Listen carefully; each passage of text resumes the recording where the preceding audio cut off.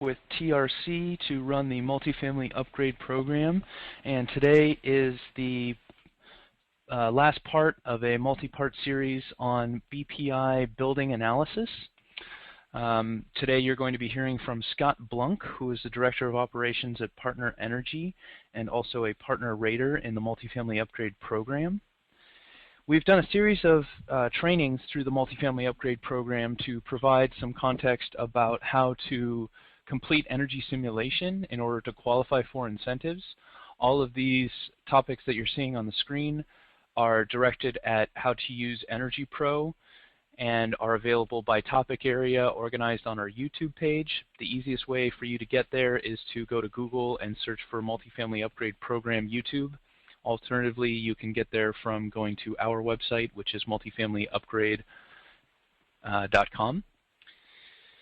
In addition to the EnergyPro technical topic webinars, we've conducted a series of webinars on the BPI Building Analyst coursework. We started with assessment review as a kind of one-off topic area, which covered specifically how to complete and comply with the Multifamily Upgrade Program assessment requirements. And then we moved into a series of courses breaking up the BPI Building Analyst curriculum into 1 to 1.5 hour webinars, which are also all available on YouTube.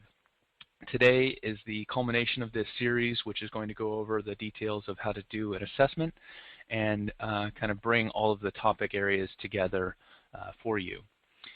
Later this month, on the 20th and the 21st of August, we are hosting an opportunity for you to, well, on the 20th, it's a full-day diagnostic training opportunity.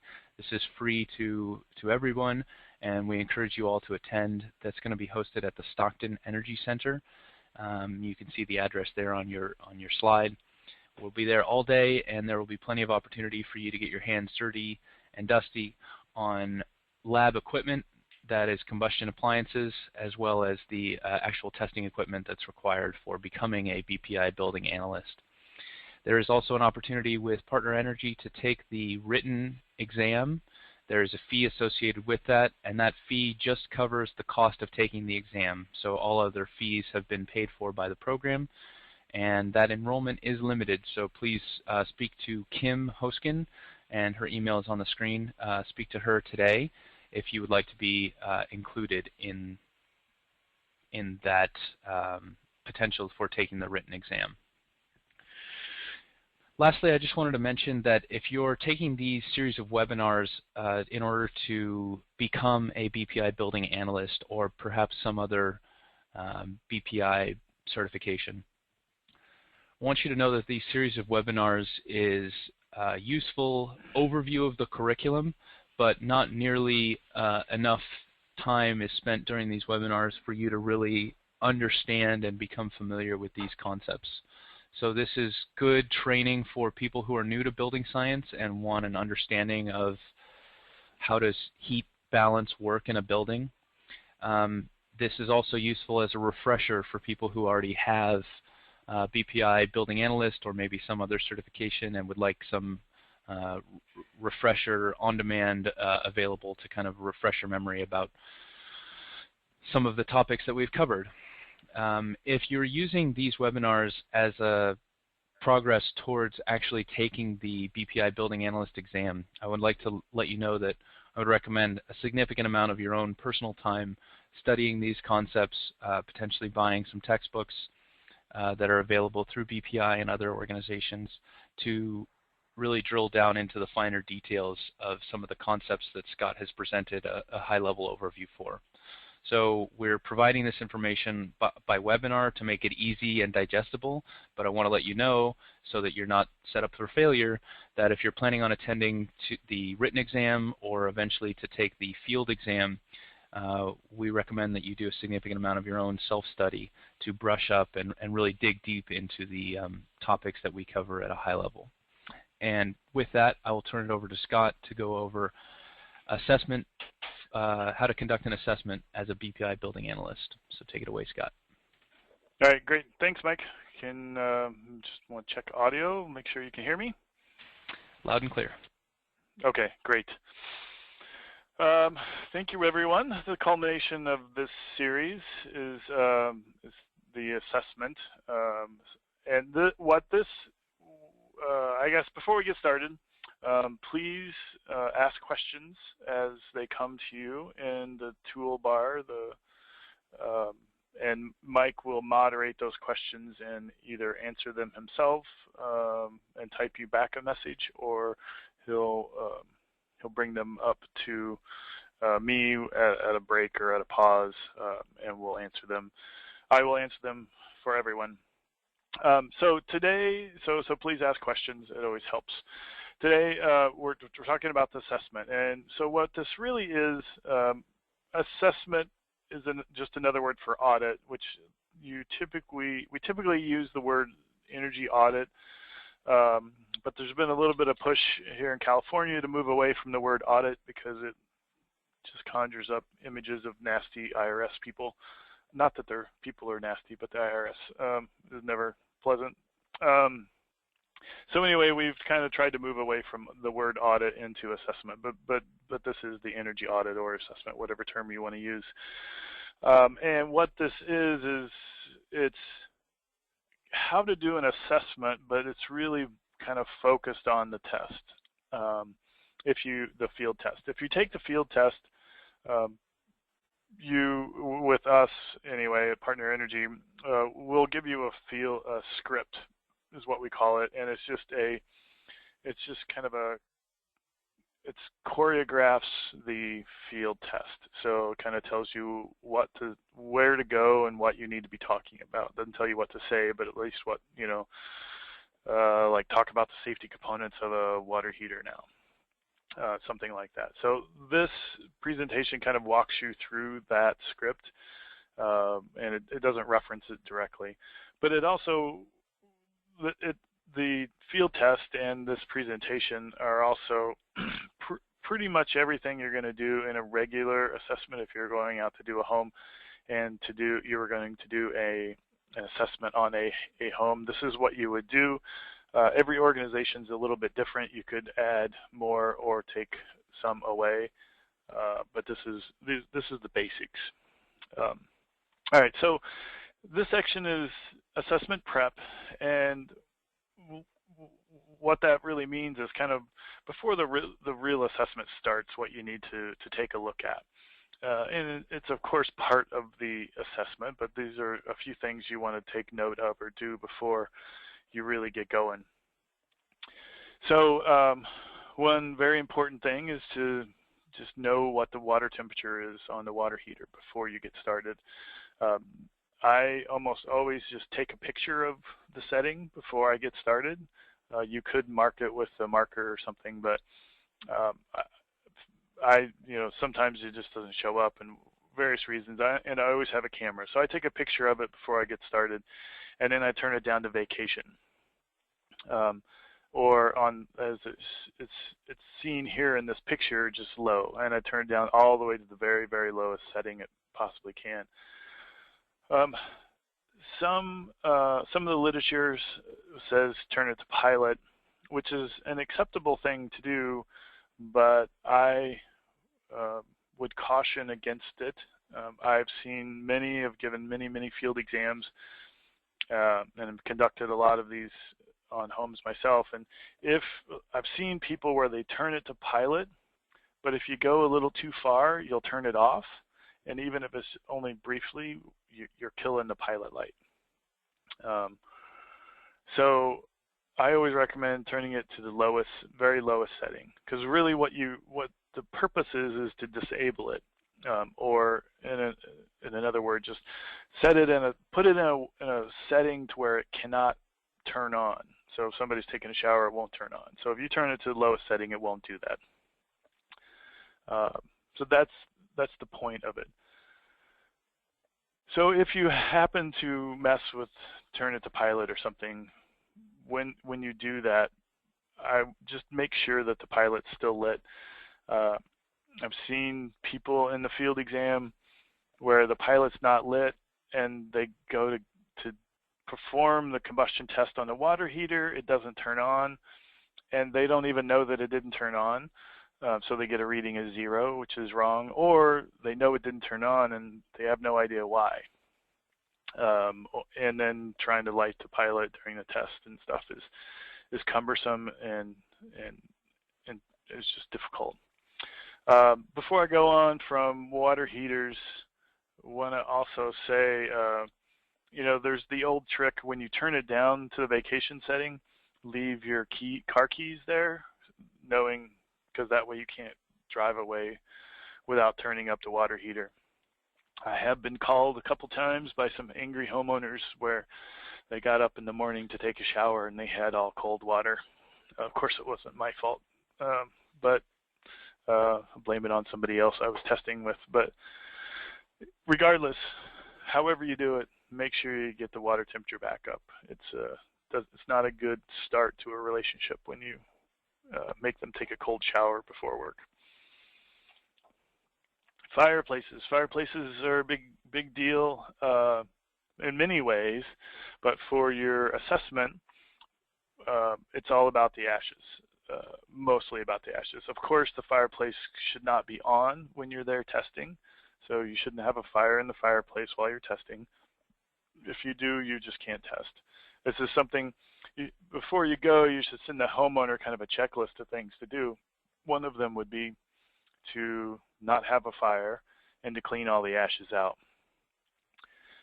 So when you go, you want to double check and see that it's cold and there's no ashes. And if there are ashes, there's a few ways around it. You know, you can wet some newspaper and lay on top of the ashes, or you can vacuum it out yourself. The reason why ashes are a big deal is because you're going to turn the blower door on later in your test, and typically you depressurize the house. And so when you depressurize the house, you're going to suck in those ashes. I've never had that happen to where I've sprayed the house with ashes, but I've certainly heard enough horror stories about it. And paying for carpet cleaning and stuff after. So that's why we check. The other way around it, instead of depressurizing the house, you can pressurize the house. It's the weatherization people in California always pressurize and non-weatherization people typically depressurize. It's really the same thing, and we'll talk a little bit about pressurization versus depressurization later on when we get to it in this presentation. But when you pressurize, there's a couple more steps you're going to have to do. You're going to have to tape over like bathroom vents and stuff. We can talk about that later. And then when you're at the fireplace, you want to close the damper in the fireplace. And it will not seal completely, but just close it as best you can, and that'll reduce the amount of air loss through it while you're performing your testing. So that's what you want to do to prep. And really the first part of the real test. So now you're taking the test, and again, this is just like if you're testing a home itself. On the test, you can start the clock on the test. You've got 2 hours to do the test. The test is considerably shorter than it was a few years ago. You could finish the whole thing in 45 minutes, maybe even a little less. Seldom do people take 2 hours. So there's ample time on this test. But the first thing you're going to do is you're going to test for ambient CO. And ambient just means kind of randomly in the air. You're not testing for CO in a particular spot. It's just kind of what's the background noise, if you will, for CO. So for when you do this, you want to turn your CO monitor on before you walk in the house and take a reading. And typically, you're going to get a reading of 0, maybe 1 part per million. Pretty rare that outside I see anything higher than 1 part per million. but it could be the cars next to the houses next to a freeway, or maybe some factories or something, just a very polluted, or it could be like a weather inversion or something with trapping all the air in. So there's some built up CO, but typically 0 or 1, could be a little bit higher. I would be surprised if it's much more, if you ever would see something above 5. And when I tell you this, you know, kind of what's typical measurement, I think it's really important, and I'll do this throughout the presentation, because I always tell my students, when you're taking the test, before you do a test during the test, so when you go to test the oven, let's say, before you stick the meter in to get a reading, you should know what to expect. So so in here, the ambient CO outdoor, if you expect 0, 1, maybe 2, is what you should expect. And that's really important, because if you turn on your meter outside and you get a reading of 10, that should trigger an alarm in your head and be like, wait, you know, something's wrong. It's not that it's not possible, but it's know what to expect. So if you get something radically different, you spend a little extra time and energy thinking through it, to make sure that, you know, maybe the meter's bad. And you know, in that case, if you got a reading of 5 outside or 10, let's say, outside, you should suspect that your meter's wrong, but you're using your personal CO monitor. That's what this is. This is going to be clipped on your belt. But you have other CO measurement devices there. You've got the one that you're going to use for the furnace and the water heater. It measures the same thing. So you could always turn that on and double check that you're getting an accurate reading. So always know what to expect before you get it, and then use that as a trigger to your actions. Okay, so you've done the outdoor CO, ambient CO reading. Now you walk indoor, and I kind of like to say, you know, you don't walk, you know, one step inside the door and take a reading. This is you walk in and you kind of meander around the house and kind of slowly walk in and out of most rooms and just kind of watch the CO monitor. It reacts pretty quickly. And so you want to, because, you know, it could be a little higher in one room or another. So you want to kind of walk around and see if you detect anything. Again, if everything's fine, you should get a reading that matches the outside. And we'll talk about kind of what happens if you don't. But, you know, you do sometimes just detect ambient CO in a house. You know, if you got, well, CO readings, 9 parts per million is the 24-hour threshold. That's pretty high. Rarely would you see something that high. I've seen 4. I walked into a place with a couple of chain smokers. They had a reading of 4, which was pretty unusual. And I know I have friends that have seen up around 10 or 15 or so. But the point is, you don't just take a reading. You take the reading and you interpret it. And so if you got a reading of anything above what's outside, what you should be saying is why. And maybe they just baked the turkey. Maybe there's a cracked heat exchanger. Maybe a vent pipe is disconnected, and so the water heater is venting inside the house. All that's possible. Of course, if it's above 35 parts per million, you can't continue the test. But anything below that, you would continue the test. And while you're testing, you should be looking for the source of that CO. So what you really need to do is, after taking those 2 ambient CO readings, is you should interpret them. And I ask my students to interpret them all the time. In typical reading, a typical answer is, well, outside's 1 and inside's 1. And that's not an interpretation, that's just what the reading said. Interpreting it is sort of this less than, equal to, or greater than thing. If the inside air is less than the outside air, that's great. It shouldn't be much, right?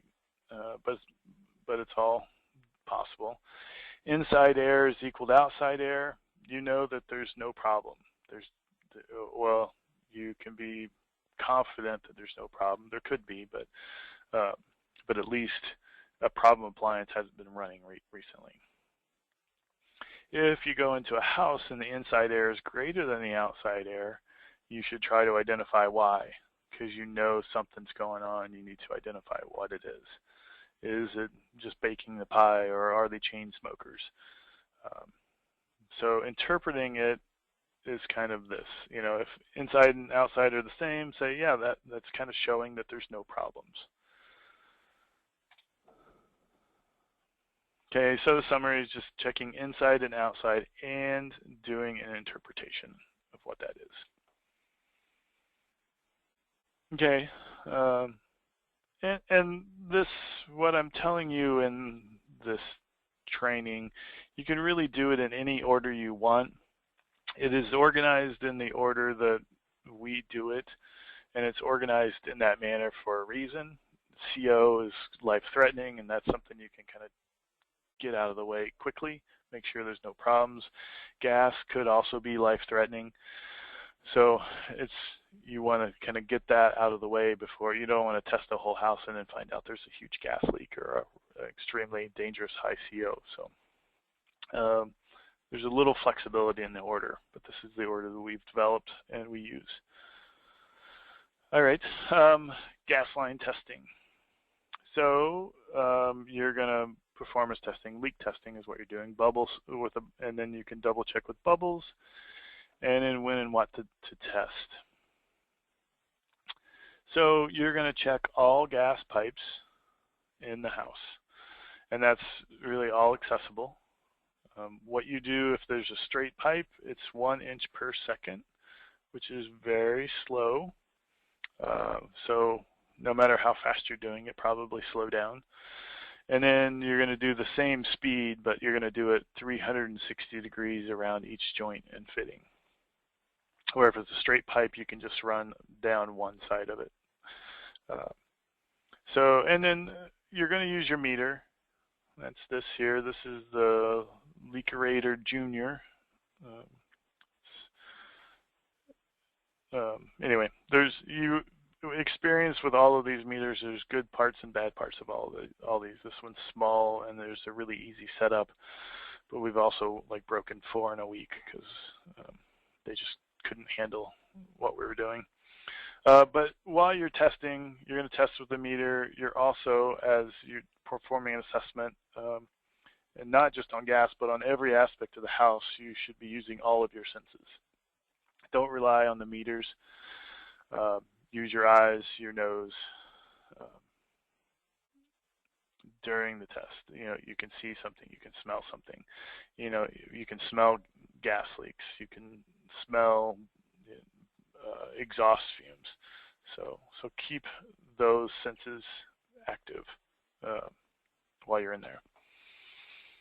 So if you do detect a leak from your testing device, like here the Leakerator Junior, if you've got one of those and it sounds, how it sounds is if the larger the leak, any leak it detects, it'll start beeping. And the larger the leak, the faster the beeping goes. So you can sort of tell the size of the leak from the testing equipment itself. But you should always visibly confirm a leak. The gas leak detectors do a great job, but they do sometimes give you a false positive. So it's telling you there's a leak when there's really not a leak. So the best way is just to verify that with bubble solutions. There's nothing, it's embarrassing if you would, to a homeowner, you tell them there's a gas leak. That really freaks homeowners out, and then come to find out you were wrong. So it's just embarrassing. So here there is actual bubble leak, micro leak detector solution. It's just soap and water, but they can charge you more putting it in a blue bottle and calling it a leak detector. But it's just soap and water.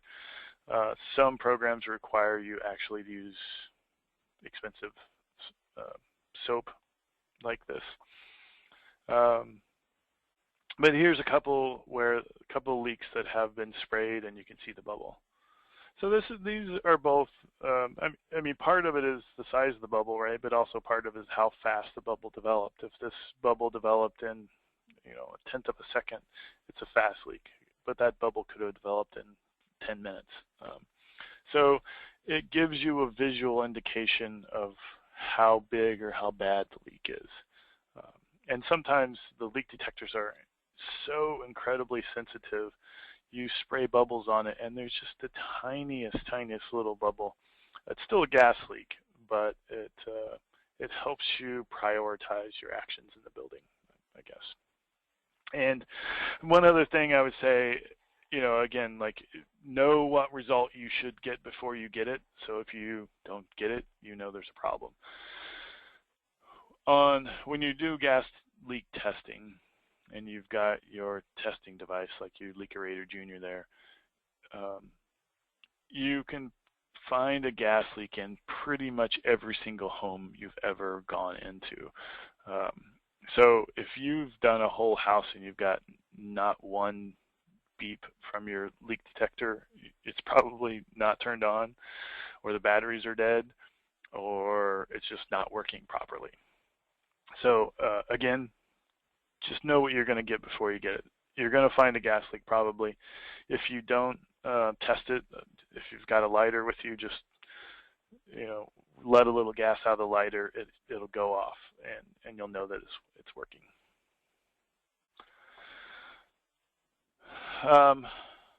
Well, this says when to test gas lines, but you always test gas lines. You test all gas lines or all accessible gas lines. So that's going to start at the meter and work your way all the way through the house. Inaccessible behind drywall is considered non-accessible. If you have to take building components apart, that's not accessible. If you're opening a door like he's doing down in the bottom center picture, that's still accessible. Now for the field test, what I tell people is to test one set of gas lines very well, very thoroughly, and then kind of you can ask the proctor, you can tell the proctor, discuss it before the test. You don't have to test every single line during a field test. During a certification test, you don't have to, but you have to demonstrate the skill. And so, like, take the water heater and do a very thorough inspection of the gas lines on the water heater, and then just kind of comment that you've now demonstrated the skill and you're going to move on. Because for the field test, for the BPI certification exam, you just need to demonstrate skills. All right, and summary. Don't forget your nose when you're gas leaking, gas leak testing. Your meter's incredibly sensitive, so you'll find leaks in virtually every home you ever test, and then verify them all with bubble solution. And with that, I take a break. Mike, you got any questions or comments?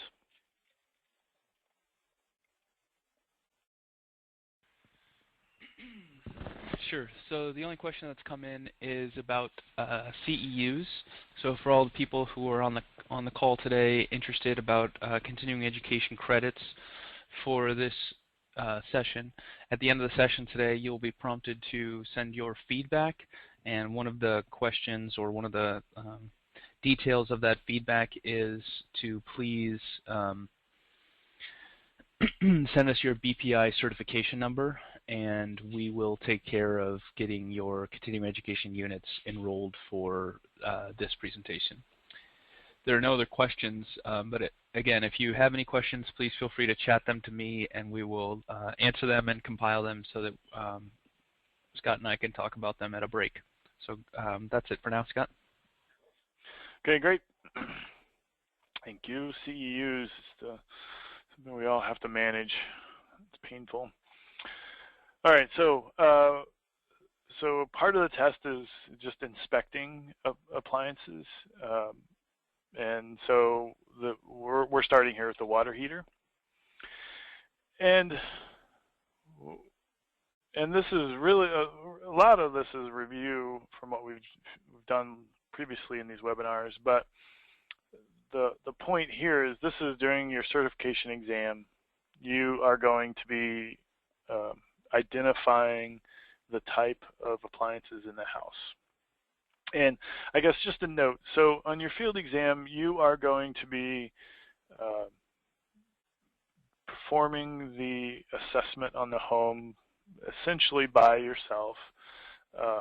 The proctor is there. They act as a shadow, essentially, and they will have a camera focused on you at all times.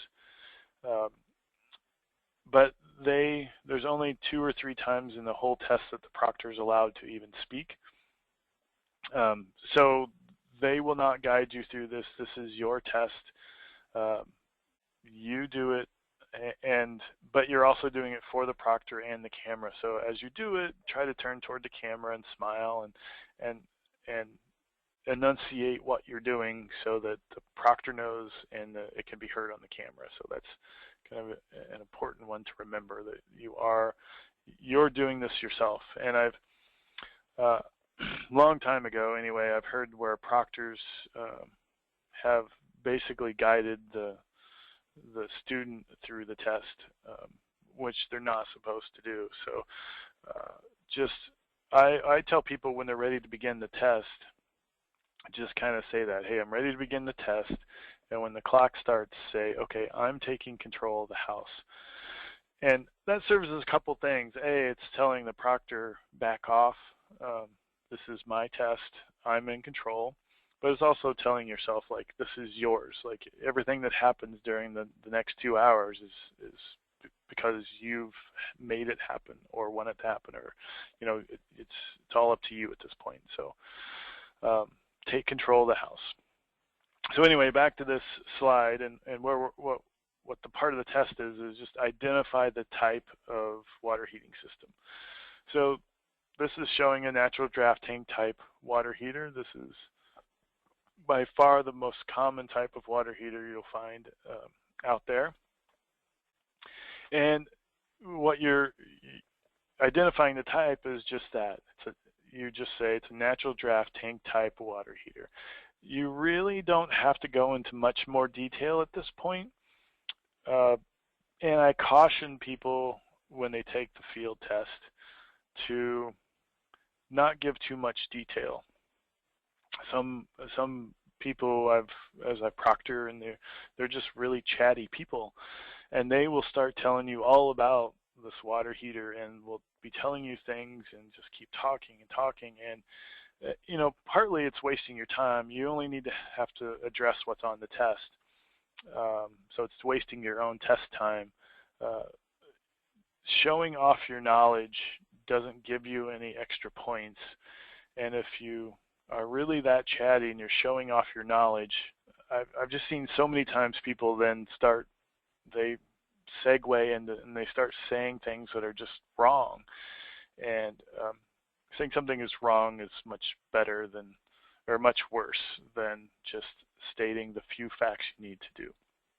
But here you can say it's a natural draft tank type water heater. Why? How do you know that? Well, I know it's gas because here I've got the gas control valve. I have the temperature there. This is the flex line going to the gas pipe. So I know it's gas. And I know it's natural draft because you've got this draft hood right here. Natural draft will have this air gap between the top of the tank and the exhaust system. So that's really all you need to say. Hey, you know, this is a natural draft tank type water heater. I know that because there's a draft diverter here, so I know it's natural draft, and I know it's gas because here's the gas line. It's that simple. Less typical power vented tank type water heaters. I mostly see these in larger buildings, like multifamily buildings, but it's possible. There's not going to be a draft diverter here at the top. There will be a gas line, although it's not shown here. But there's also going to be, you know, power vented means there's an exhaust fan of some sort integrated in. It could be, it's usually just around the top of the tank. Could be right in the back there, that little piece. But there'll be, when you turn it on, you'll hear it turn on, and even if you can't find it, you can hear it, and you'll know.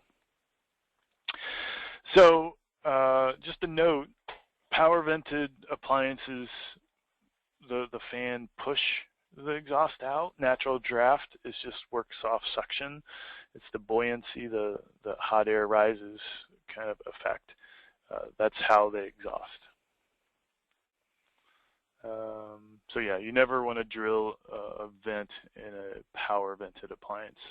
Only natural draft, where it's a negative pressure inside the vent pipe. So negative pressure means the pressure inside the pipe is less than the pressure outside the pipe.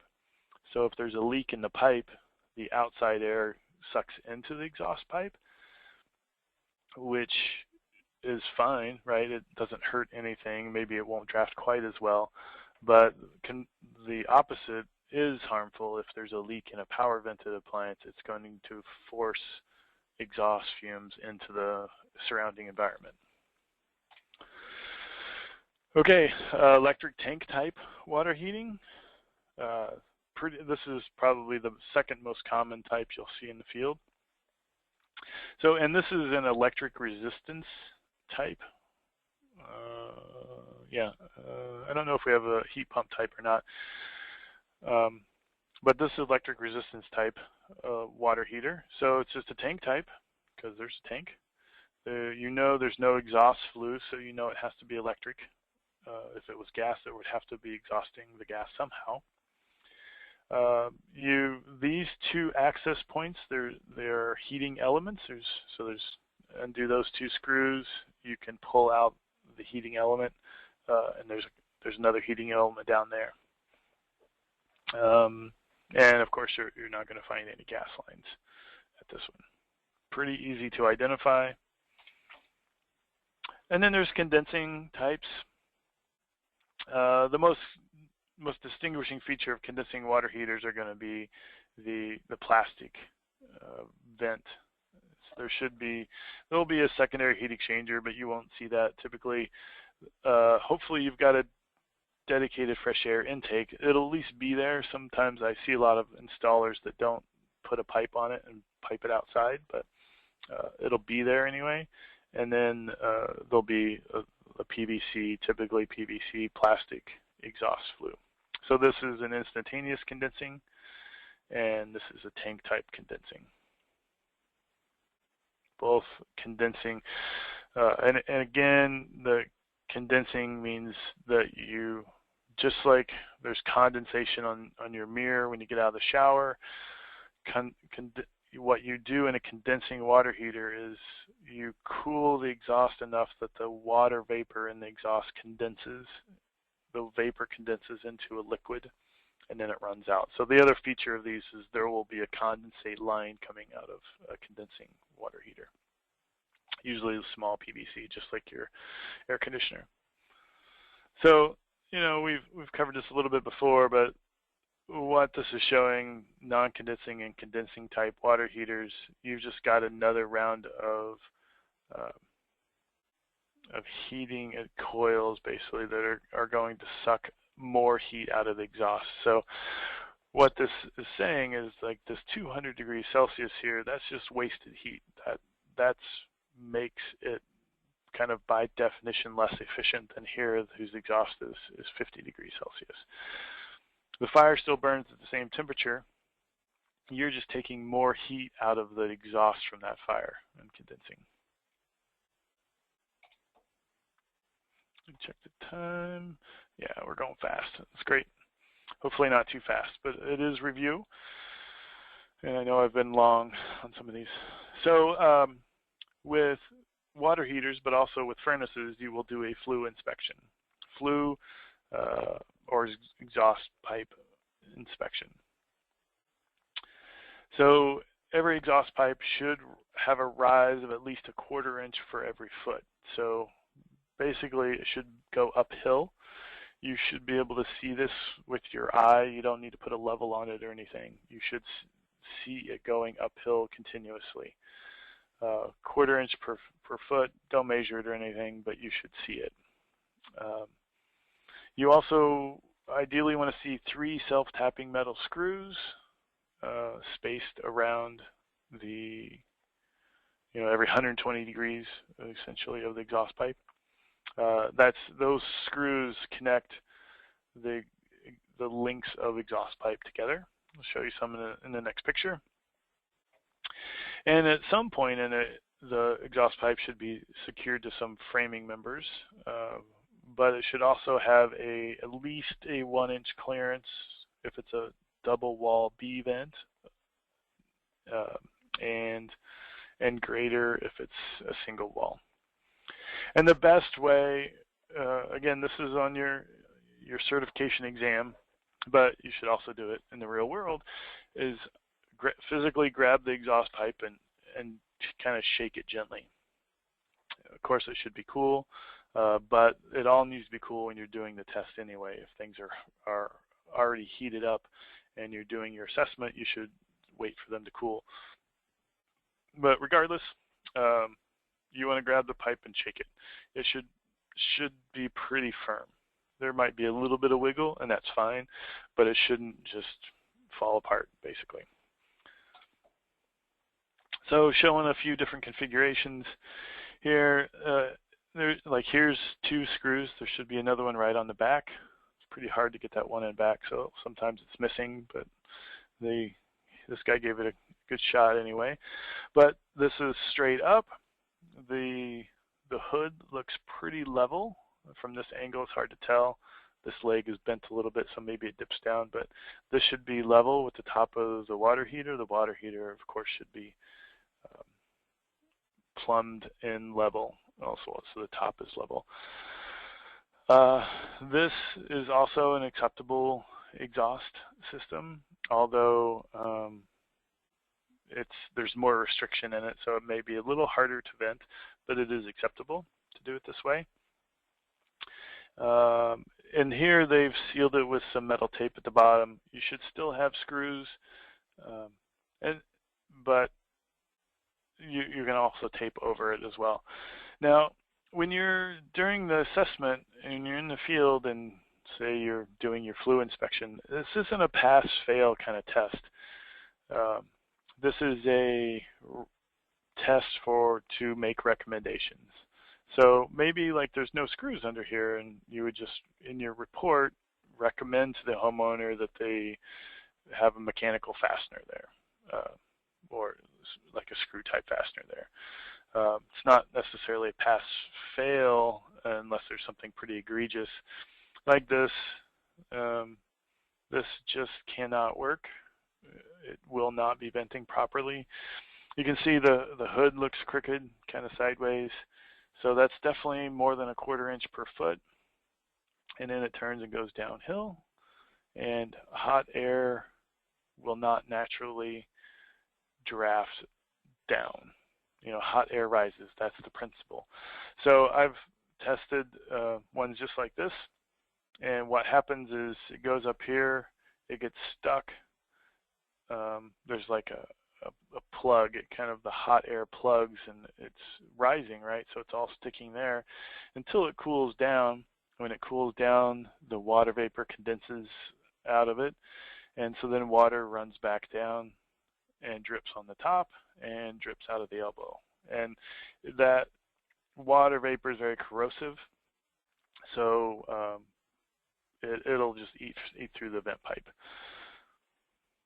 So this is definitely a bad one that you would recommend them fix immediately. This one, this is a B vent. This is a double wall pipe, where this vent over here is single wall. And I know that because of this indent here, the double wall vents have this where the single walls do not. Double walls kind of act as an insulation, so the outside of a double wall should be cooler than a single wall. It also helps an appliance vent better because you're keeping more heat in the exhaust. This isn't great. Looks like there's several things going on here. Being at the slight angle isn't the worst of them, but would recommend something else. There's other issues here with they don't have a dielectric union here. I'm not sure what that fuzz is over there. It looks like maybe a small leak. All these are things that you should note. So you're doing a flue inspection and you notice something like this, you can call it out if you know what it is. If you know that, hey, they're missing a dielectric union here, and you could even say what that does, but it's not required for the test. It'd be better to skip it than call it something that it's not, and you just sound foolish. All right, so safety components on a water heater on the test, just name a couple. Doesn't have to be anything great. There's the pressure relief valve on the water tank. In principle, you should never test a pressure relief valve. We just kind of assume that they work. And that's because you don't, if it's been sitting there for 20 years and you test it and it gets stuck open, then you just bought a pressure relief valve. Because if you leave and now the water heater's dripping, it's going to be your fault. So you want to avoid that. So you don't need to test them. Just make sure it's there. It should be hard piped and metal piped, at least for all jurisdictions in California. And you want it to terminate about 6 inches above the ground and outside. You also want to see earthquake straps. Here's one here, and then here's earthquake straps here and here. That should be the top third and the bottom third of the water heater. And they should be tight. Like this one looks a little loose. The water heater should not be straight up against the wall like this is. So typically you would have a brace behind this that's going to hold the water heater away from the wall, but still keep it secured.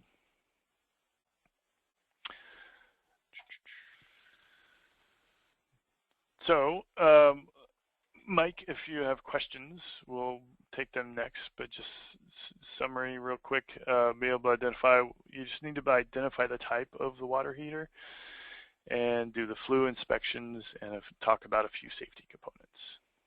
Go ahead, Mike.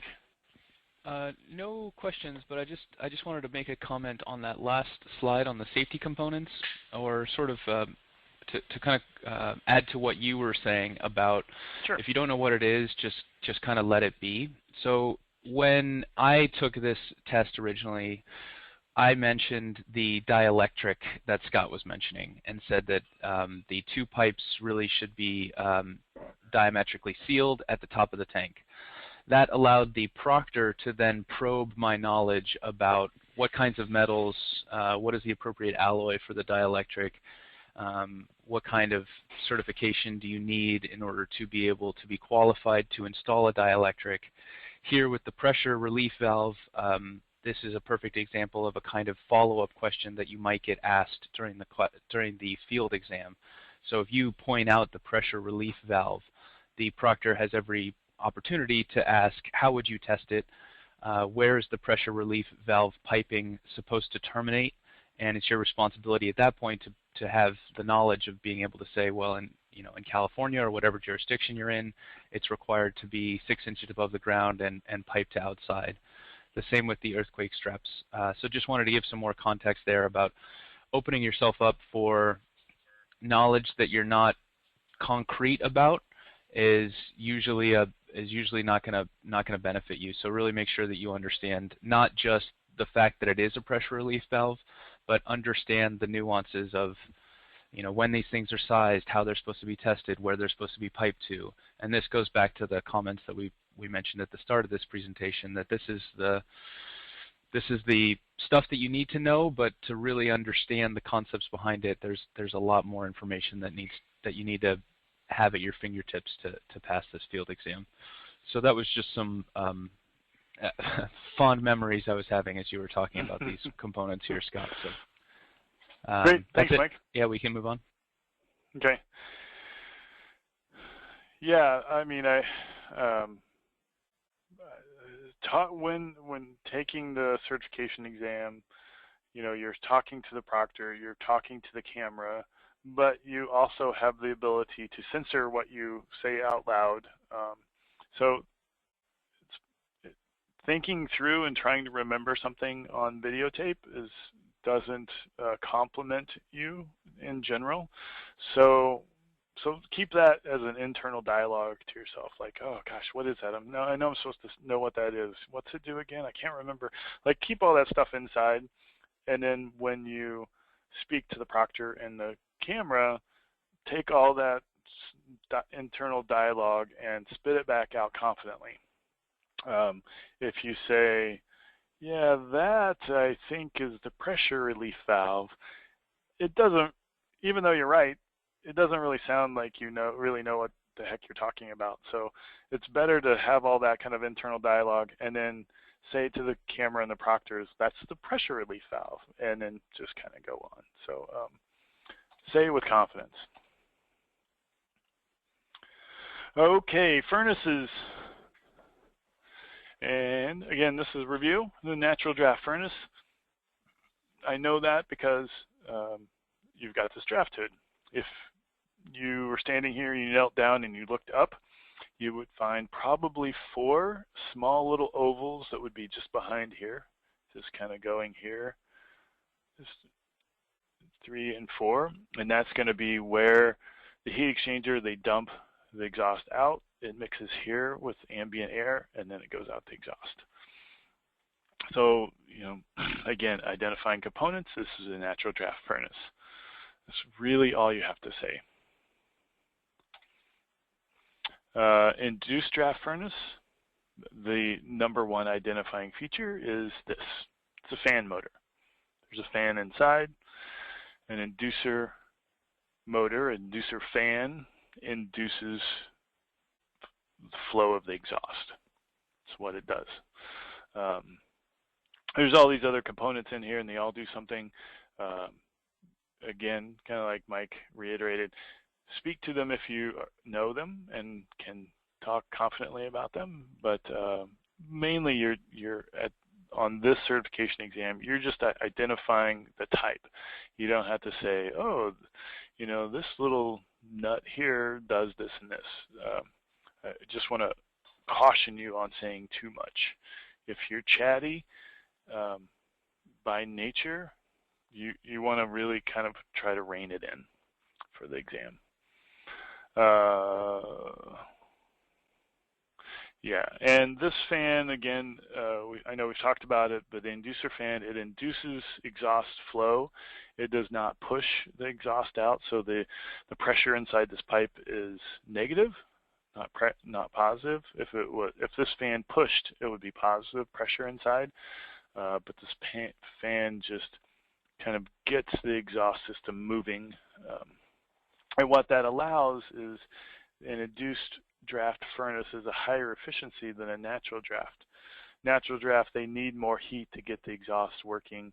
Here, they figured out you add this fan, get not a lot, but a little bit more efficient, 4 or 5% more efficient by adding this fan and getting the exhaust flowing. So that's an induced draft. Electric furnace, don't see many like this out here. Definitely see some electric fan coil units in multifamily, but this is an electric resistance space heating system furnace. There's no flue, there's no gas lines. Yeah, this is electric resistance as opposed to a heat pump. And yeah, this picture here is pretty great picture. This is if you look inside a hair dryer, you'll see these same kind of little coils in there, and you turn it on and they get hot.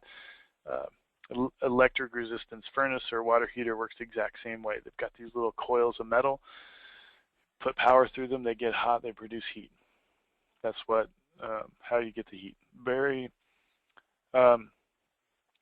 compared to gas, it's very efficient. You know, in the 90%, mid-90s percentage efficient, but very expensive. Even though you're 95% efficient, it's probably going to cost you 3 or 4 times more to heat your house this way than using natural gas anyway. Yeah. And then there's condensing furnaces. So this is a condensing gas furnace. There's an intake and exhaust pipe here. They're plastic, as we spoke, just like the water heater. There will be a gas line coming into it too. It's probably on this side. I can't see it in the picture. This is, we haven't really talked about air conditioning, and there's not a lot mentioned on the test about air conditioning systems. But this is the evaporator coil. This is the line set. It's called a line set because there's a set or 2 lines that go out to the outdoor unit. And this is the evaporator, or the condensate drain. So here from the evaporator coil for the air conditioner, you know, it gets cold and water runs off when you're running your air conditioner and it comes out here. Well, your furnace also has a condensate drain, and here they just plumbed it straight into the same one as the air conditioner, and it drains outside. Yep. Again, identifying what it is. Okay. Ventilation. And this is kind of some HVAC too. Part of the test, they ask you to identify supplies and returns. Just got one question before we get too far into HVAC. Sure. It's about the piping on a relief valve. Yep. Do you happen to know what the requirement is for water heaters that are located in a below ground storage area, closet, basement?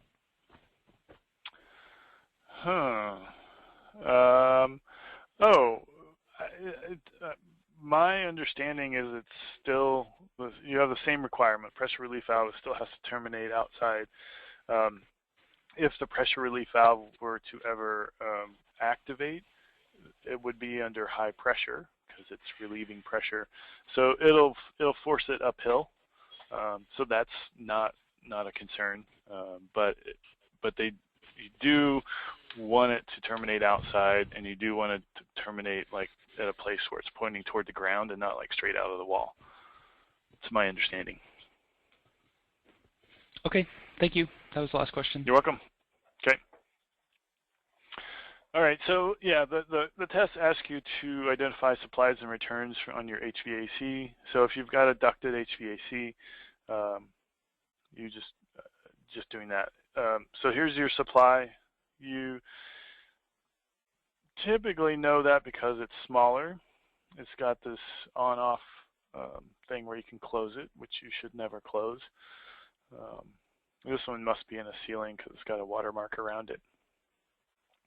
It's another one, it's a picture of a poorly installed. If you're retrofitting this house, just seal that all the way around. You can either do it with caulk, or I like to do it with a foil tape too, and just tape it from the drywall inside, and then put your cover back on. But just identifying supplies and returns, and just like the gas line, you don't have to walk around every room in the house and say that's a supply, that's a supply.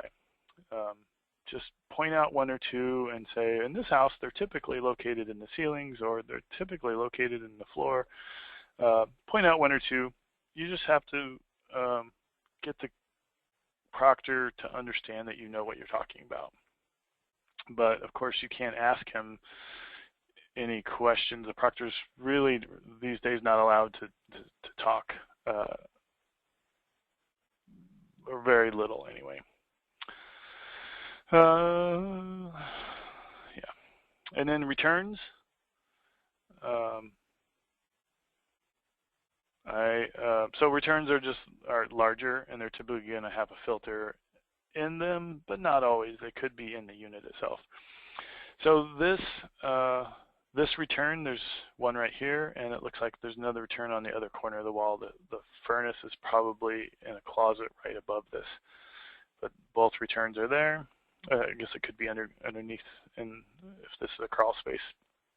But there's two returns right there and there. This one, the filter's there. So the return registers return air to the HVAC. They don't return air to the home. Supply registers supply heated or cooled air to the house. Return registers return air to the furnace to be heated or cooled. Very easy to flip that around in your head and call a supply a return and return a supply. Because anyway, I won't say it. I know very long ago I used to kind of mix those up. But it's returning air to the HVAC. Those are the bigger ones. And supply registers supply air, heated or cooled air to the home. That's the way to think about it. You are also required to measure exhaust fan flow on the field exam, the certification exam. And the easiest way to do it is this flow box. This right here. It's one of the cheaper pieces of equipment you're going to buy if you already have a manometer anyway. And it's really simple to use. There's a little chart on the side of it that says basically if you record this much pressure, this is what the flow is.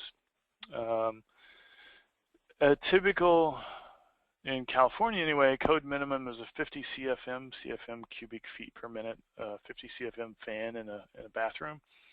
They typically installed, they flow around 35, right around 35, 32 to 38, I'd say. And that's because they flow 50 if you're just sitting them on the bench and there's nothing attached to it and you just wire it in. But once you attach the vent pipe to that fan flow, it reduces the flow. That's on most standard builder grade fans. There are certainly some really wonderful, cheap, quiet exhaust fans that will deliver actually what they're rated at, but most do not. Anyway, you're going to measure exhaust fan flow using a device, something like this is the easiest and best way to do it. Because it's only the certification exam, you don't need to do every exhaust fan in the building. Do one, maybe two, if the first one didn't go well. You know, if you did one and it came off flawlessly and you were able to operate it and it just was slick, do one and say, I would test all the others the same way. If the first one you fumble around and you are having trouble, then maybe you do one more, kind of get it down, show that you know what you're doing.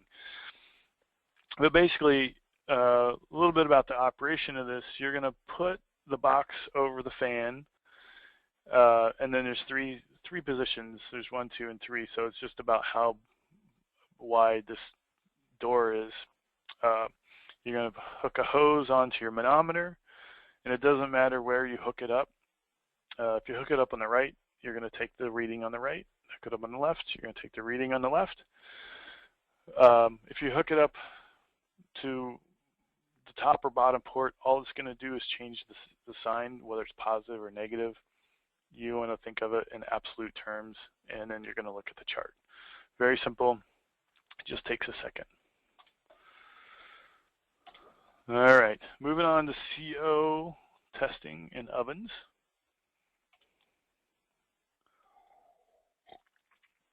Please make sure the oven is empty. No sense catching the house on fire. It's always bad for business. And then so once you get everything out, you want to turn on the exhaust fan and or open a window nearby and turn it to its highest non-cleaning setting and wait for steady state. So ovens typically produce the highest level of CO compared to furnaces or water heaters. Startup of of an oven is going, you'll see CO readings above 1,000 are pretty common. Modern cars that are warmed up don't have that high a CO out the tailpipe, just to give you a little reference. But your oven should reach steady state in about 10 minutes. And at steady state, your CO reading should, if it's working well, between usually around 50 to 100 is a pretty well functioning oven. So how do you know it's in steady state? This is, and as I teach this in the classroom, steady state is just exactly what it means. It's the state at which things are steady. So if you've got your CO measuring device in there, your combustion gas analyzer is in there, and CO readings are changing every 10 seconds, then the state is not steady, so therefore you're not in steady state. So this test takes a long time only because it takes a long time to warm up the oven. You could always clean it out, turn it on, get it going, go do something else, and then come back and take this reading in 10-15 minutes. It's not good to leave an appliance running like that, but it's possible. In the script that I mentioned before, I tell students in my script, while you're waiting for the oven to reach steady state, take a deep breath and relax, and use the time to, I put on there, like, gather your thoughts. Like, how's the test going? Is there something I missed? Review what you've already done. Review what you're, or look at what you're going to do after this. Take a deep breath while you're doing this. There's plenty of time in the test. So when it does reach steady state, that's when you're going to take your CO reading. You are going to measure CO, carbon monoxide, at the point where 2 to 3 inches inside the exhaust port. And yeah, just a couple pictures here. So this is the same oven, so this is the exhaust port where it's coming out. You want to stick your probe down inside, usually about as far as you can get it down inside, but at least a couple inches so that you get undiluted CO. I want to caution you, sometimes the range will have this all the way across. Just for aesthetics, it looks uniform, but that doesn't mean the exhaust port runs the whole length. Usually it's only right in the very middle, and if you look inside, you can see where it is. So if this ran the whole length and you stuck it in over here, you'd get a reading of 0. Again, know what you're going to get before you get it. So if you stick it in over here and you get a reading of 0, you should think, I've done something wrong. I've never seen an oven produce 0 parts per million if it's running. So know what you're going to get so that if you don't get it, you can double check. This is showing a friend of mine who's testing the burner. That's not required on the field exam, and most programs out here don't require it because we don't have a good understanding of what it tells you. If it's really bad, it tells you it's really bad, but the testing procedure isn't very well developed, so I would not do that unless you have to.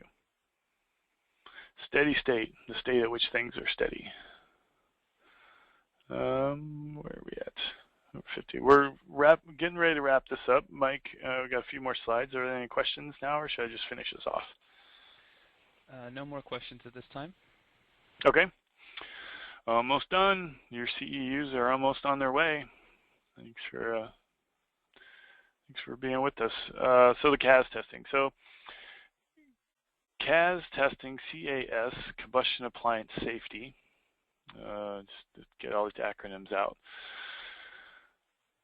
So you're going to set up for worst case. So you're going to test an appliance. Really, this is for spillage, and you're going to test it at worst case. And that's his worst case depressurization. So WCD, you'll see that. Worst case depressurization. CO, carbon monoxide, obviously. So you're going to close all windows and doors, all exterior doors. You're going to turn off all the appliances. They should have been off already. Close the fireplace damper. Hopefully you've already done that. And then you're going to measure the base pressure inside the house, inside the combustion appliance zone, CAS as opposed to CAS. So measure the pressure inside the combustion appliance zone with respect to outside, WRT with respect to. Then there's a whole checklist where you do this just to kind of help organize your thoughts. So you should find a checklist to do this. If you're taking one with us, we'll provide it. Or just email me and I'll give you our checklist. That's fine too. But you're going to turn on all exhaust fans and you're going to check for pressure differences under the doors. Typically you're going to do that with your manometer.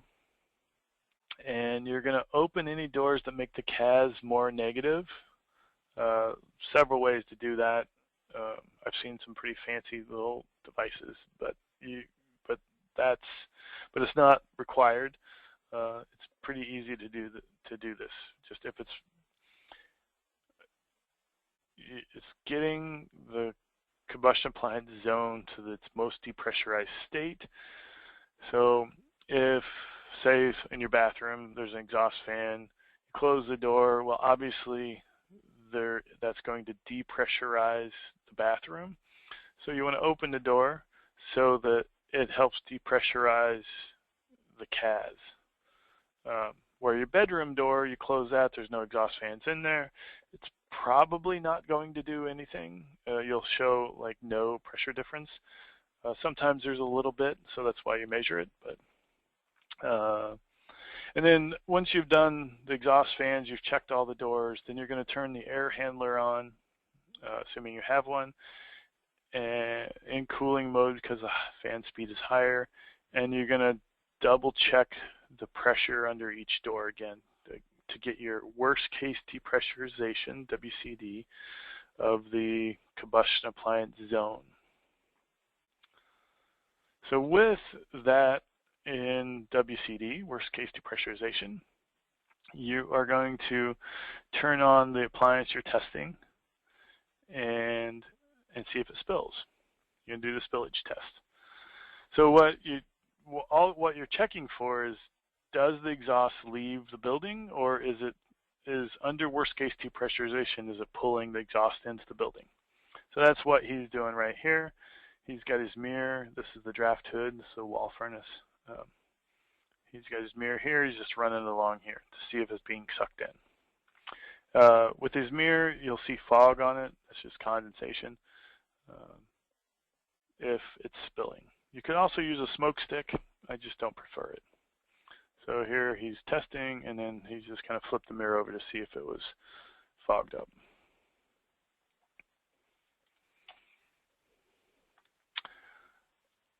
You are also going to then use your combustion analyzer to check CO levels.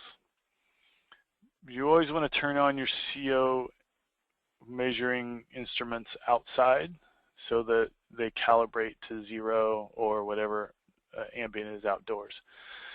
So turn it on outdoors, then come in and you're going to test for CO. You're going to test CO at steady state. Most of the time, water heaters, furnaces, steady state happens much faster than an oven, 2 to 3 minutes. You should always get a CO reading. You should, not always, but you should get a CO reading if you're testing for CO. Few appliances are that efficient.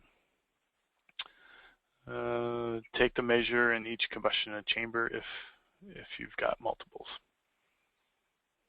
And then so here, like here, the screen is showing a CO reading of 5 parts per million. That's pretty low for most appliances. And the CO is the only thing you're really concerned about. At least for the certification exam, and most of the time when you're in the field, depending on how technical you are.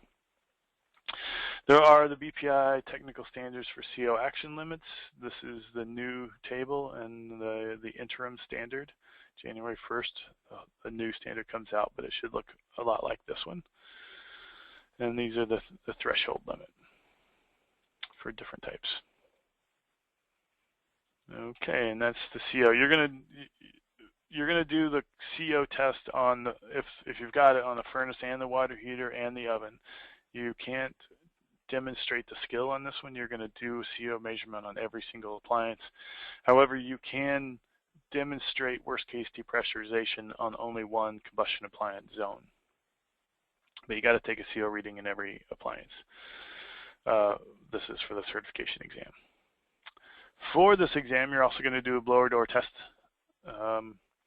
Not going to spend a lot of time on it with you. It's a very hands-on thing, skill to learn. You'll do that in Stockton. Hopefully you join us there. But for a blower door, what you really want to do is just make sure all your exterior windows and doors are closed, interior windows and doors are open, exhaust fans and appliances are off. If you're pressurizing the house, then you want to tape up and seal all the exhaust fans. And the reason being is if you're depressurizing it, there's a backdraft damper there should be in all exhaust fans. So if you're depressurizing it, you just suck that damper closed. But if you're pressurizing it for some reason, whether the program or maybe ashes in the fireplace, you can pressurize, but then you want to tape off the exhaust fans. And it's just, with a piece of paper and masking tape, just seal it off so no air leaks out of it. And then, but also you want to make sure all your combustion appliances are off. If you're depressurizing, you will surely suck in the exhaust out of the system if it turns on. Doesn't matter what door you put it in. Just make sure that there's good access to it.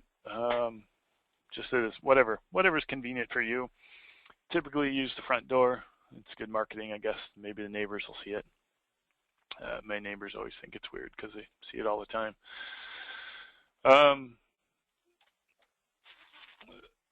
So what you're going to do, there's a metal frame to it that you snap together in the fabric cover. So you're going to lay the fabric cover down. You're going to snap the frame together, and then you just kind of fold it over, and Velcro holds it in place. You want to size the frame to the door before you Velcro the fabric on, and then you're going to fit the frame in the door, and it's going to look like this. So you're going to put it in, and it's going to look like this. The fan won't be in it when you first put it in the door. But this is a Minneapolis blower door. There's also a Retrotech blower door that I've used used to use for many years. Switched over to Minneapolis. This is the more prevalent system out there. And so anyway, this is the Minneapolis you're going to use. Basic setup of the manometer. The green hose goes to outside, green to the grass, bottom left corner, red goes to the top right corner, and it goes to the fan. Green to grass, red to the fan. Green and red, Guns N' Roses, GNR, however you want to, that's the way I always remember. GNR, green to red, green to grass. And they're just on opposite corners here. To avoid crawling through the hole like this guy is, you want to throw get outside whatever you need outside before you get it started. That's a close-up of the DG700, which is the typical manometer used for blower door testing. This is what your setup is going to look like if you're doing a blower door test. For this is a blower door 3. That's the type of equipment you have. That may change, probably not. And to change devices, you push the device button. You could say blower door 3 or blower door 2 or some others. Config, this is about what the ring size is. So how much air you're letting in. To change that, that's the config button. Pressure flow at 50. This estimates the flow if the pressure was 50. So typically you're going to pressurize or depressurize at 50, so you would have that on. And then the time average, 1 second. So mode changes this right here. This is the mode. Time average is here. Time average of 1 second is fine. I almost never change that. I don't like time averages in general. I would do it in my head. So then you're going to put it all in. There's also a potentiometer that you can vary the fan speed on. You're going to get the fan speed up to 50, typically. Negative 50 pascals could be positive. You could also do it at a different pressure. Industry uses 50 pascals.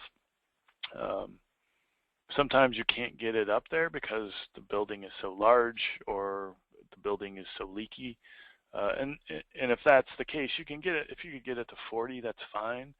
The at 50, if you could only get it to 40 pascals because you've got it in the at 50 mode, it will give you the reading as if you actually, it's guessing at what it would be at 50. So that helps. Before you take the test, I recommend you download the blower door simulator from the Energy Conservatory. That's the Minneapolis system. It'll help walk you through how to set one up. Depressurization inspections, you can check for leaks. You want to check high and low. Check around windows and doors and outlets.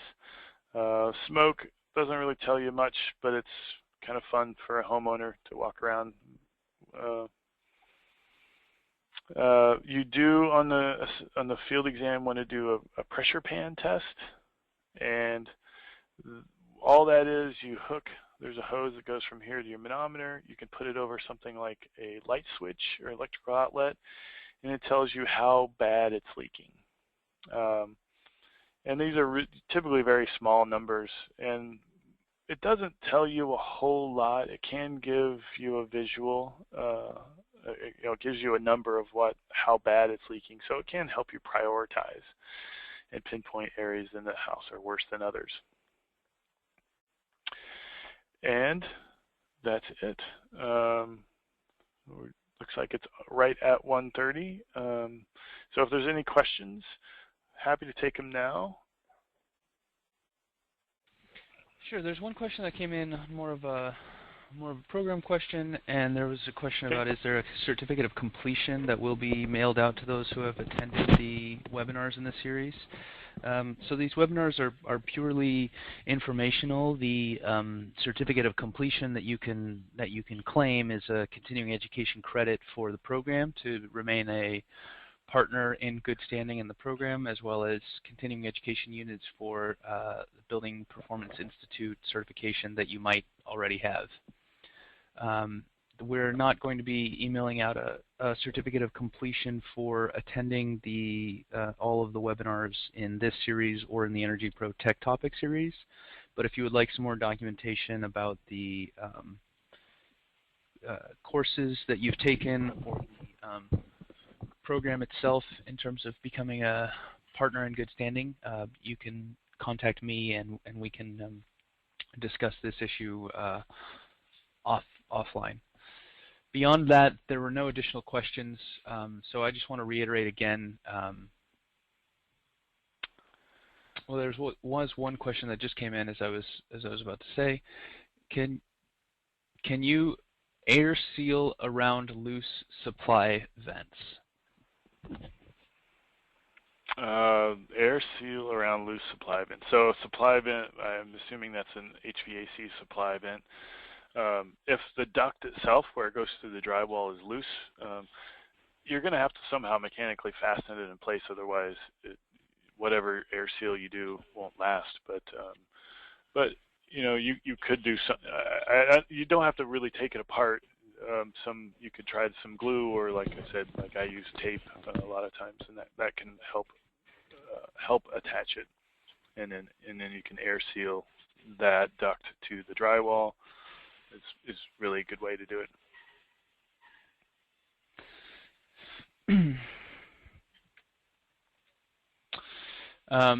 So the other thing that I want to mention is that we are collecting the continuing education units and we are uploading those to the BPI certification portal. I'm not sure on BPI's side how long it takes to credit the continuing education units, but all of these courses have been pre-approved for credit, so we're just claiming credit for your attendance and proving that you have attended all of these courses. If you have any issues with your continuing education units, you can feel free to contact me or contact Scott or contact Kim, who is Scott's colleague at Partner Energy, and you saw her email address posted earlier in this slide. But if you contact either one of us, we'll get you to the right person if you're having any issues with claiming the units or finding the on-demand webinars on our YouTube page or finding more information about the program. This is we mentioned before, the final webinar in the series of BPI Building Analyst courses for this year. We are actively soliciting ideas for additional courses that you would be interested in learning about for either later this year or for the program training for next year. So if there are any specific feedback that you might have about what training is necessary or what aspects of the training you would like to see in the future moving forward, please feel free to let me know by email or let us know in the feedback survey that you're going to be prompted with at the end of this call. Again, want to reiterate that later this month there is an opportunity for everybody to get their hands dirty with diagnostic testing equipment as well as kind of lab-style combustion appliances such as ovens, water heaters, and furnaces. And when I say lab style, I just mean they're easily accessible and built to be tested and played with. So this is a great opportunity to get your hands dirty and to get your to get some perspective on some of the stuff that Scott covered in the webinar that's much easier to understand when you can actually hold the piece of equipment. So I would recommend that all of you attend at least the diagnostic testing training day and potentially the written exam if you're feeling prepared. With anything else related to the multifamily upgrade program, which is a whole building multifamily performance program for PG&E, please contact me, Mike Maroney at TRC. For anything related to the Building Analyst series of courses or the EnergyPro Tech Topic series of courses, or if you have a question about a specific project and would like some help with energy assessment consulting services, please contact Partner Energy. Either Kim Hoskin or Scott can get your question answered by the right person. With that, I'll just say, Scott, this has been really informative and helpful, and I think it's a great learning tool for people to have. So thank you for putting this together in kind of a high-level overview fashion of the Building Analyst series. And I will leave you with the last word, and I'll stop the recording when you're done saying thank you and goodbye. Okay. Well, thank you and goodbye, everyone. It's been great, well attended. Hope it was beneficial to everyone. Getting your CEUs and hopefully refreshed or learned something if you didn't need CEUs or getting them. Want to encourage you to attend the training in Stockton. It'll be a good couple days. Good day of training, good day of testing, good opportunity to get this certification for you. So thanks a lot and hope to see you in Stockton.